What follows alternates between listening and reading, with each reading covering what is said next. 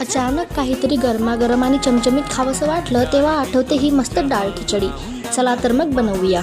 सर्वात आधी मी एका बाउलमध्ये घेतला आहे 1 वाटी तांदूळ, 1 छोटी वाटी मुगाची डाळ आणि 1 छोटी वाटी तूर डाळ.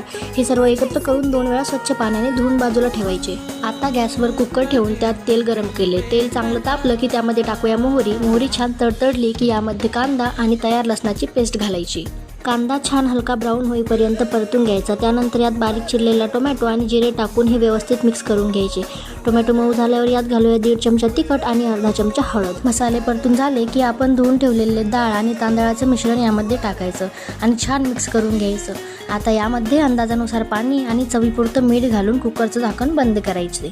यानंतर याला फक्त 4 ते 5 शिट्ट्या काढून घ्यायच्या आणि कुकर थंड झाल्यावर उघडून बघितलं तर वाव, आपली डाळ खिचडी एकदम व्यवस्थित शिजली आहे.